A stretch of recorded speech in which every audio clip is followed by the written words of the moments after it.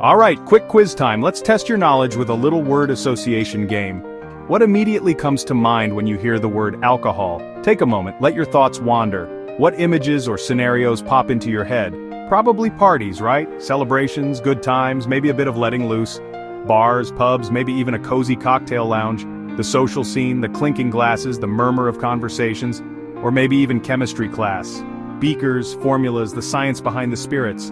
But did you know this word's history stretches back centuries, weaving through different cultures and disciplines? It's way more fascinating and unexpected than you'd ever imagine. Prepare to have your mind blown. Let's rewind the clock and embark on a journey through time. The word alcohol actually has its roots in the Arabic language.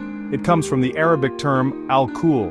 But here's the surprising part. Originally, it had absolutely nothing to do with drinks or beverages. It referred to a very fine dark black powder. Specifically, it was used as eyeliner, particularly in ancient cultures.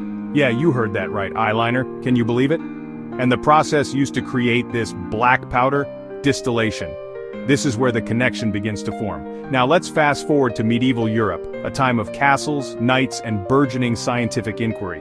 Scientists and scholars, eager to learn from other cultures, borrowed the Arabic word al-kul.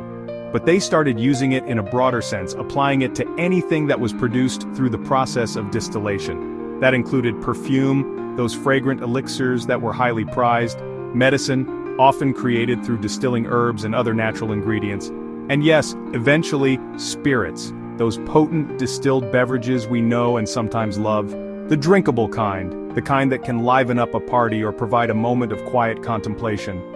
By the 16th century, during the Renaissance, a time of great intellectual and artistic flourishing, alcohol had come to mean the pure, distilled essence of just about anything, the very heart of a substance extracted through careful distillation. But by the 18th century, as the Age of Enlightenment dawned, when chemistry really took off as a distinct and rigorous scientific discipline, the meaning of alcohol began to narrow down to mean specifically the intoxicating part of wine and spirits, the component that gives you that buzz.